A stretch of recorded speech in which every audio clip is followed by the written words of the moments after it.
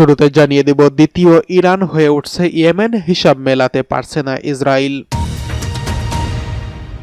জানিয়ে দেব, বছরে 20টি পারমাণবিক অস্ত্র তৈরি করতে পারে কিমের দেশ, আরও ভয়ঙ্কর হয়ে উঠছে উত্তর কোরিয়া।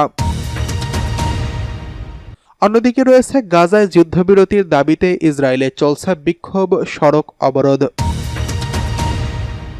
এরপরে জানিয়ে দেব, হঠাৎ করেই ইরাকের গুরুত্বপূর্ণ ঘাঁটি ছাড়ছে মার্কিন বাহিনী। সর্বশেষ জানিয়ে দিব, এবার ভারতের পানিতে ডুববে পাকিস্তান। এতক্ষণ শুনছিলেন সংবাদ শিরোনাম, এবারে বিস্তারিত। দ্বিতীয় ইরান হয়ে উঠছে ইয়েমেন, হিসাব মেলাতে পারছে না ইসরায়েল। অত্যাধুনিক ক্লাস্টার ওয়ারহেড যুক্ত ক্ষেপণাস্ত্র ব্যবহার করে ইসরায়েলকে রীতিমতো বিস্মিত করেছে ইয়েমেনি যোদ্ধারা। এই হামলার মাধ্যমে তারা যেন হয়ে উঠেছে দ্বিতীয় ইরান। কারণ চলতি বছরেই ইরান একই অস্ত্র ব্যবহার করে ইসরায়েলের প্রতিরক্ষা ভেদ করেছিল। গেল 22 আগস্ট গভীর রাতে তেল আবিবে চালানো হামলায় ইয়েমেনিরা এই ভয়ঙ্কর ক্ষেপণাস্ত্র ব্যবহার করে। ইসরায়েলি প্রতিরক্ষা বাহিনী আইডিএফ স্বীকার করেছে তাদের 4 স্তরের প্রতিরক্ষা ব্যবস্থা মার্কিন থার্ড আলোচিত আয়রন ডোম, অ্যারো এবং ডেভিডস স্লিং কোনোটিই মিসাইলটিকে থামাতে পারেনি। ফলে বিস্ফোরণের শব্দে কেঁপে ওঠে পুরো শহর। পরে ইসরায়েলি বিমান বাহিনী অনুসন্ধানে বেরিয়ে আসে চাঞ্চল্যকর তথ্য। হামলায় ব্যবহার করা হয় ক্লাস্টার ওয়ারহেড যুক্ত ব্যালিস্টিক ক্ষেপণাস্ত্র। সাধারণ মিসাইলের চেয়েও এটি অনেক ভয়াবহ, কারণ ভূমি থেকে 7,000 মিটার উচ্চতায় পৌঁছে গিয়ে এটি ছোট ছোট ওয়ারহেড বা সাব মিউনিশনে বিভক্ত হয়ে চারিদিকে ছড়িয়ে পড়তে পারে। কয়েক কিলোমিটার এলাকা জুড়ে মুহূর্তেই ঘটে ভয়াবহ ধ্বংসযজ্ঞ। এই বৈশিষ্ট্যের কারণেই প্রতিরক্ষা ব্যবস্থা ব্যর্থ হয়েছে বলে স্বীকার করেছে ইসরায়েলি সংবাদ মাধ্যম। 2 বছরের সংঘাতে এবারই প্রথমবারের মতো ইয়েমেন ক্লাস্টার মিসাইল ব্যবহার করল। এতদিন পর্যন্ত কেবল যুক্তরাষ্ট্র, রাশিয়া, চীন সহ কিছু পরাশক্তির কাছেই ছিল এই অস্ত্র। মধ্যপ্রাচ্যের এর মালিক ইরানও 2021 সালে মাত্র 12 দিনের যুদ্ধে এই সমরাস্ত্র ব্যবহার করে ইসরায়েলকে বিপর্যস্ত করেছিল তেহরান। বিশ্লেষকদের মতে এবার ইয়েমেনিদের হাতেই সেই অস্ত্র তুলে দিয়েছে ইরান, যাতে ইসরায়েলকে চাপে রাখা যায়। এই ঘটনায় স্পষ্ট হয়েছে ইয়েমেন এখন আর সাধারণ যোদ্ধা বাহিনী নয়, বরং ইরানের মতো অত্যাধুনিক প্রযুক্তি নির্ভর এক শক্তিশালী সামরিক শক্তিতে রূপ নিচ্ছে। এর ফলে মধ্যপ্রাচ্যের সংঘাতে নতুন ভারসাম্য তৈরি হওয়ার আশঙ্কা দেখা দিয়েছে। এদিকে বছরে 20টি পারমাণবিক অস্ত্র তৈরি করতে পারে কিমের দেশ, আরও ভয়ঙ্কর হয়ে উঠছে উত্তর কোরিয়া। দিন দিন আরও ভয়ঙ্কর হয়ে উঠছে উত্তর কোরিয়া। কিমের দেশে তৈরি হচ্ছে পারমাণবিক সব শক্তিশালী যুদ্ধাস্ত্র। দেশটির সক্ষমতা এই পর্যায়ে পৌঁছেছে যে প্রতি বছর 10 থেকে 20টি পারমাণবিক অস্ত্র তৈরি করতে পারবে।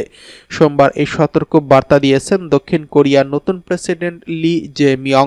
স্টকহোম ইন্টারন্যাশনাল পিস রিসার্চ ইনস্টিটিউটের মতে উত্তর কোরিয়া আনুমানিক 50টি ওয়ারহেড তৈরি করেছে।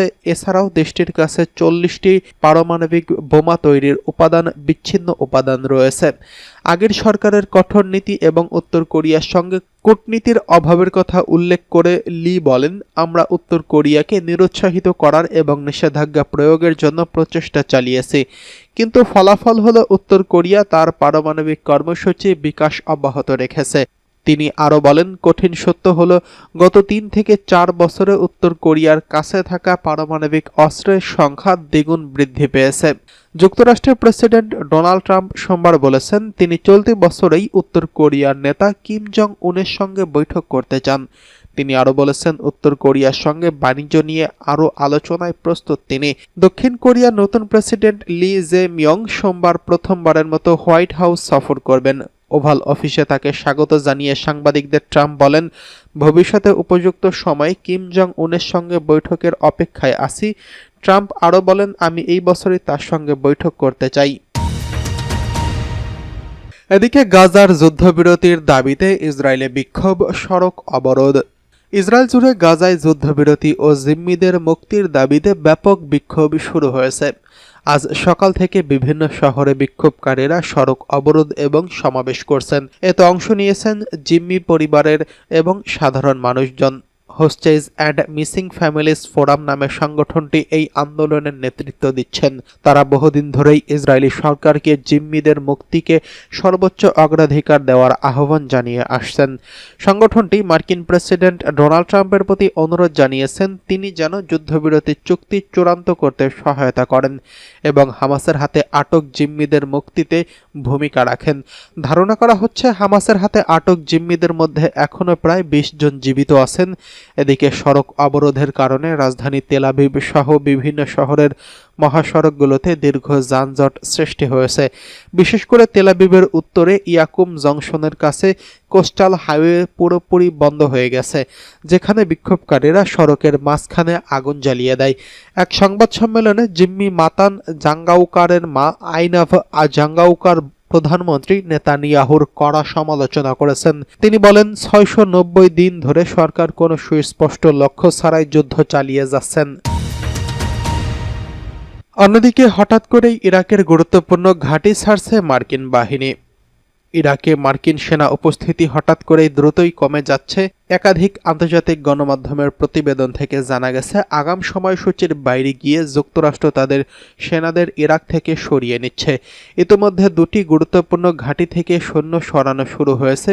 প্রতিবেদন অনুযায়ী পশ্চিম ইরাকের আইন আল আসাদ ঘাঁটি এবং রাজধানী বাগদাদের কাছে অবস্থিত ভিক্টোরিয়া ঘাঁটি থেকে মার্কিন সৈন্যদের প্রত্যাহার শুরু করেছেন। এই দুটি ঘাঁটি ইরাকে মার্কিন সৈন্যদের জন্য অত্যন্ত গুরুত্বপূর্ণ বলে বিবেচিত।